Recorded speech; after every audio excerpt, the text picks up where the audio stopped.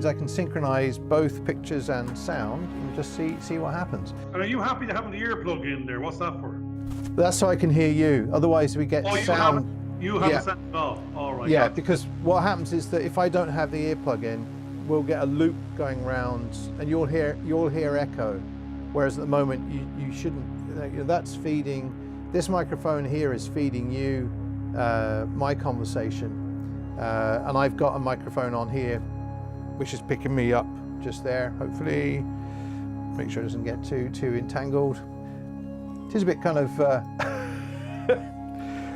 because I don't want to make it too much of a rustle. It messes up that sound there. And I just get myself. Yeah, so we could literally have a conversation now. No, I don't know what to talk about. That's how you've just taken so fucking long. I don't know what the hell we're. Yeah, after all that. Hang on, tumbleweed. I remember, actually, that's it. When we bought the coffee shop in Graignamanagh, you know, literally, you could be looking up and down the road, and there might as well have been tumbleweeds, and you're going, where are the customers? I thought this place was 3 times the size. It is. And what it was is everyone had 3 names. They had their married name, their nickname, and married, nay, born, something else. And you're going, yes. Where are the people? There's no people. And then never mind, the people weren't there because they all worked somewhere else out of the town. So literally you're going, the loveliest little coffee shop in the world, and nobody anywhere. Well, this is where what we're now doing is actually quite interesting, because we can actually get talking more often doing this than we would do, because I wouldn't, obviously you're the other end of the country, and I'm here up in Newry, and if I'd gone down into Newry, I wouldn't have been able to find anybody like yourself to talk to, because most of them are in jobs or on their mobiles talking to somebody else on the other side of the world. Well, now what I've got to do is get a mini gazia here, because the bit we're missing is a little waitress coming over with my scone and muffin and my my cappuccino with a double sort of twist of lemon and a bit of chocolate on top. So I mean, the reason for going to the coffee shop was exactly that. You're going. I had my own coffee shop, but people would walk in, and my missus would be serving behind the counter. I'd be the best and only customer. And if someone walked in and saw me sitting there, it was turn around and get back out, because I would just try and be a vampire and latch into them and because I'll talk at people, to people, not necessarily with people. Yeah. It's now, here's the problem I've got, is we've got a dog barking. So give me a second, too. I have a dog barking as well, probably. I'm gonna just blow the whistle. Oh, hang on. So I have these dogs around here, and I wonder if you blown the whistle there came through my side for my dogs. I don't know. Well, they sent me this whistle thing, and let me just blow it. Hold your ears. Hang on. Still barking. I think you're a soul to dud. He stopped yesterday. He stopped earlier on. Now he thinks you're calling him. That's probably it. No, the good thing, it's like I said, we give ourselves a target of a year, and it's call it from the 1st of April, and it's just going. It's a start point to measure distance and journey from. Then we're going now. We're starting at 0 on an awful lot of headings of social media marketing, and the product is not well defined yet. We have lots of bits that we can repurpose and repackage and call something else, and we've loads of bits of resources, and in terms of buildings and cars and computers and equipment, and go right. We've lots of bits, but as I was saying, the course I'm attending at the end of the road is going.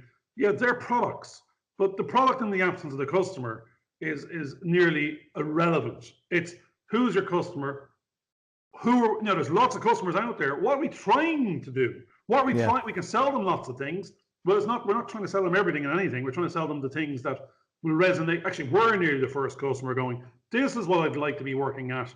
This is what I'd like to be doing and delivering as a service and product suite. And I want to deliver to someone.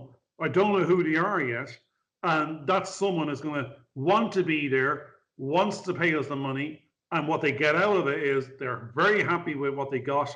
They thought it was value for money, and they're going to go tell their friends, I'd love to do that again. You should go do this. So And that's why the storytelling is why I'm most interested, because I love telling, I love talking, you like talking. We love telling stories, and we know that people love stories. My wife's always picking up books left, right. They go through books like nobody's business. And I know that most of what I've enjoyed watching through my life is sci-fi. I was actually sitting down and sort of thinking about, back in the 60s, I had been watching Doctor Who, and I first saw Star Trek because it took up the Saturday slot. And I was kind of going, and we would have watched that in black and white. And I just remember seeing it in colour, but it was in black and white at that point, because the first TV I saw was in 1967. What it was your first introduction to 50 Shades of Grey. In the sense of it was black and white, but you saw absolutely. Yeah. Well, you see, wow, this is where it starts to get kind of loopy. I remember I did a post round. I was about 16 and lived in Wellingborough. My granddad lived there, so I went to stay with my granddad, but I got so tired one night, and this is like 1978-ish, and we were watching TV, and it was a black and white TV, and there was all these black and white photographs, and I was so tired, I started looking at them, I was kind of going, they're all in colour. How do they get that colour? And I was watching everything in colour, because your mind is so fatigued that you actually then, that things are in colour, so you start to paint everything with the colours that you should have seen them actually in, and all of a sudden those images were in colour. I'm not too sure now. It would have been Sinbad, one of Sinbad's voyages, and it was to some tower in the middle of nowhere, and up at the top of the tower was this red rose. And as you said, I was watching in black and white, and I was through the forest, up the big tower, and they kept on talking about this red rose, and therefore red was now grey. Yes. Yeah, and because the story, your mind is being it's like Darren Brown or some magician. It's like, they'll talk to you and they'll hypnotize you into you sort of now seeing what it is in front of you. Actually, that brings another story to mind. When I was in college, one of my best friends at the time, Colin Paul, we went to see Barry Sinclair, a hypnotist, and he, normally he gets 6 or 8 people out of the audience. Based on those that are susceptible to being hypnotized, and you had to put your hands up in the air and interlink your hands, and if you turn it upside down and put it up and you couldn't take it apart again, you were susceptible. So Colin was all for it till he couldn't pull his hands apart, and suddenly realized now a bit of panic set in. Now he's up on the stage in front of 200 students, and that was the last he knew of it. Then he was the star of the show for a good 3/4 of an hour afterwards. But he said for years later, he kept on seeing flashbacks of a naked leprechaun running around the street, built like Arnold Schwarzenegger. And this is what he had to do as part of he had to catch this leprechaun, but he wasn't told it was naked. He was asked, where is so-and-so? And he sort of pointed out, well, he's over there, and he's, 2'3", and he's built like Arnold Schwarzenegger, and he's green and naked. And you go, why? This is what your subconscious is bringing out. Yeah. And then you went off chasing this thing around the town, and you were the joke and entertainment of everyone around you, because the other students nearly had to mind the person for the hour or the day till this hypnosis went away. And when you talk to him afterwards, he was going, it was as real as you and me. Yes, yeah.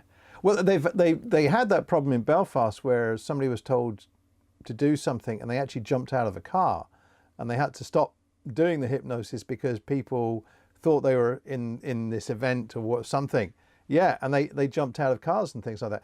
I'm just going to get you to, you see your camera, could you just tilt it down slightly just to get a better, because what I'm actually doing, that's brilliant. What I'm now doing is recording, I'm actually recording your image, and we're going to have the recording on Skype, and I've got my recording, so I can play around with a combination of different things. It's a bit of, it's an experiment.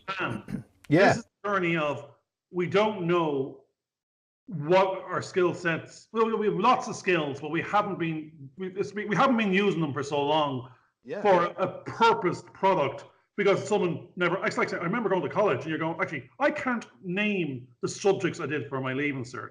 I've done 4 university courses. I couldn't tell you the subject title, never mind what's in them. And never mind going off and doing accountancy for 4 years after that.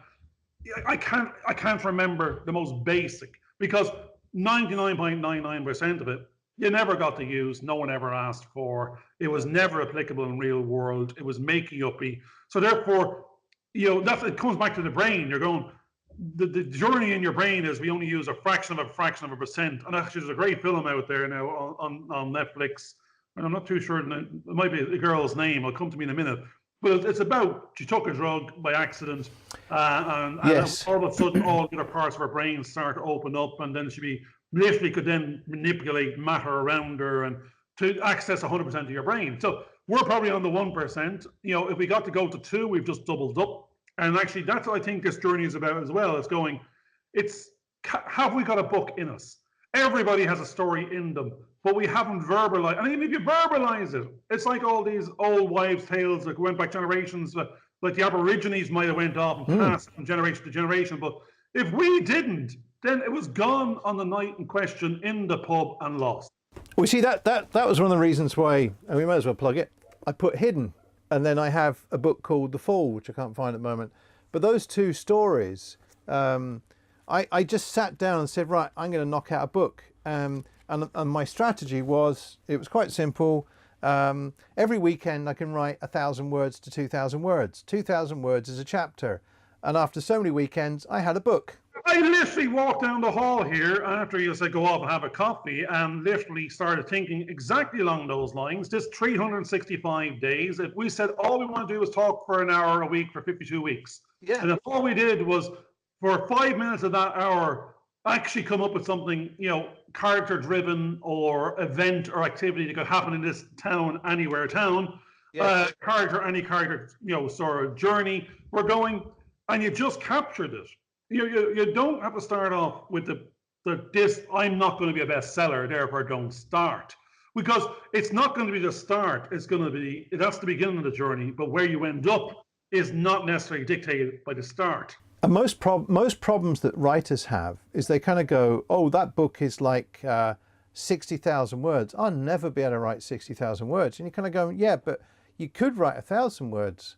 And if you wrote that for 60 days, you've got 60,000 words. You only have to think about today's 1,000 words. I don't even think, as you know yourself, I go down the bottom of the road to this little coffee shop called The Hub, and in it, there's lots of books for sale. Like this chap actually has a little corner in the coffee shop, and new books appear every other week. And I'm literally, seeing this thickness to that thickness and going, I haven't gone over there to see what the thing is about, what the story is. Actually, when you start looking at this big ticket, you're going, geez, I'm not even going there. I don't know. I have very little time in my life left to be starting that thing, whatever it is. And then there's these little things go. And what you start realizing is that's a book. Yeah. And when you look at the back of it, it's 10 quid. And never mind that, it's actually on the radio the other day, they were talking about 2 of the most prolific books out there is, I think, is Barack Obama's Mrs. I can't remember her name. Yes, yeah. She's now Michelle. Michelle Obama's book, if it's a book, is that it's selling 10 million copies in the last 12 months. And the second one to it is Dr. Seuss. And you're going, Dr. Seuss has been around 100 years, and the books in question are literally 20 pages long. And actually, most of that's pictures and it's big writing. And you're going, and and actually, they were talking about Oliver Jeffers. And my sister was going to write a book, but she's an artist, and then she's sort of turned herself into an illustrator. And I was saying, don't try and be the writer as well. Your expertise is in the illustration. Absolutely. And now you're trying to force a book out to illustrate. Where if you partner with somebody, you'll probably work better as a team. Not that you can't do it, but what she went on a journey that she actually produced a fully illustrated book and never showed it to anybody because the pictures she thought were too dark for the text.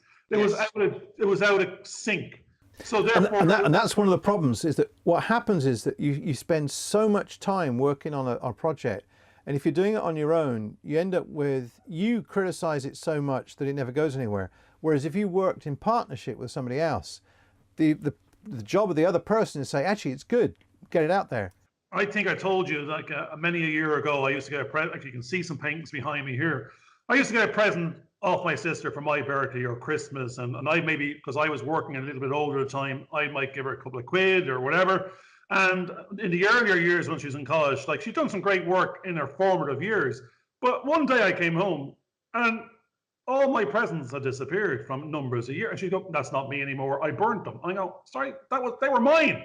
And they were my presents that you gave me, and I gave you money, and I got over the last 6-7 years, and you've decided you've changed, and you've come out and effectively took everything that I owned and burnt them because they no longer represent you in your blue period, yellow period, red period. I says, but and many of, even this year now, talking to her lately, she's pumping stuff out in her back studio and then whitewashes it. I says, that stuff was great. I had a student for everything, and yet because you're not, you need to just take it and move it to the left and start again.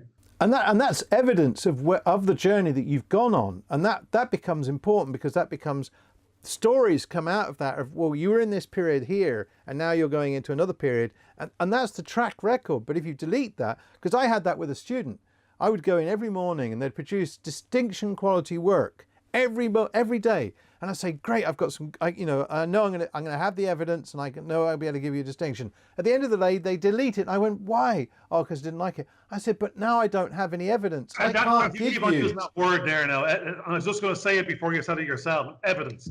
It's the evidence of the journey, and then you can actually. This is what we're doing now. We're going. Yes. We're on day one. We go, I know nothing about marketing. No, I might have done it. No, a lie. I did a course in college called marketing back in 1980. But marketing back then was sales, and marketing and sales at the point in time was an ad, on a bus shelter. There was no such thing as social media. There wasn't even a mobile phone. So actually, I don't even think there was a computer. I think it was nearly pre-Windows and Microsoft and all the rest of it. So now we're going, even though I have a bachelor's degree in marketing from Trinity College Dublin, it might as well be, Stone Age. But now concept-wise, it's the theory of marketing is you've got to talk to a customer through various channels in their language to resonate with them, so they come to you. You deliver a product and service, they like it, and you'll have feedback loops, and so everyone can then buy more. So the language and theory is the same, but the methodologies of delivery and channels and routes to market and speed of market and cost of acquisition are all different. But what I'm really getting back to is I think I don't know marketing because I don't know what a tweet is. And I'm going, well, no, I know what a tweet is. I just haven't put a nice one up there that someone 5 million followers, shared. So there's stuff we're aware of that, which is actually going, is that a product? Are we seeking to be followed and, get YouTube subscribers, and that's our product? Put content out, and our number of subscribers is our ask. And if we get them up to this level, we will earn ad revenue from somewhere else. And if we get up to a certain level, we have a tribe we can now sell a T-shirt to, or talk to, or refer. So we're just saying there's many ways of creating a product, creating an audience, and selling something and making money. Oh, hang on. Hello? Okay, I'm in the middle of a recording at the moment on Skype. Bye. See you then, bye. Actually, it's good. I went on a little rant there anyway. Actually, we're at 19 minutes now, 1940, so it'd be good to kind of wrap this little thing up. There may be I think there's some good little things in there which I can cut out that stuff. I think the thing you were talking about there, the last thing I went off in a different direction about it, but what it was exactly as you said, is if we come up with a couple of comments a day for 365 days, then by the very nature of that, and not that it's great, sort of record-breaking sort of storytelling, but in it there'll be a couple of snippets of something of interest to some people. It could be 12 pages long or 100 pages long. We're not looking to write the Bible, so there are Encyclopedia Britannica. We're just going, if you actually take the recording and print it or put it somewhere else, we have something to publish in hard or soft copy. Absolutely. And in e-copy. And we will. And therefore, it won't be the representation of what we are in the future. This is going, you've done stuff in the past, but as I say, as a co-writing team, we're now going to do something we haven't done before. We're going to do something together. We're not too sure what it's going to look like. We're going to do our best. But what's really good What's really good, and you just described about your sister sort of destroying that time, and I talked about one of the students, but what we then have is that this shows that development. You can see, well, up to here we did this, and now we're doing this. This is the new part, this is the new chapter, and it's an exciting chapter, and we'll see where these guys actually go with it, because we know they've done stuff in the past. It's a chapter, it's a chapter in a book, in a story of a journey of two guys that met in the virtual world, that brought into the real. And now we're saying, can we do something together? And we're going to do many somethings together. And we're not going to make them difficult somethings. We're going, as we go along, there's going to be outputs, natural outputs of just interacting. And we can, because of all the mediums out there, if we just capture this and then podcast it, we've met an ask under social media. If we capture this and publish it, we've got something for iTunes and Amazon Prime, or wherever it is, to go. Someone in China can spend 50 cents on a micropayment and buy an insight into a journey of business development. Yes, and I think there's a lot in that, because that's one of the things that most people, they have no idea how to develop a business, and they're going into college. They get told how to do things, but they don't get told how to develop a business. So I think that's why what we're now doing is actually quite important. So, okay, well, let's leave it there, and we'll look forward to the next episode when we start recording, possibly tomorrow. Excellent stuff. There's a journey, day 2. I hope you enjoyed the film. Please subscribe and click on the notification bell, and I look forward to seeing you next week. Thanks for watching.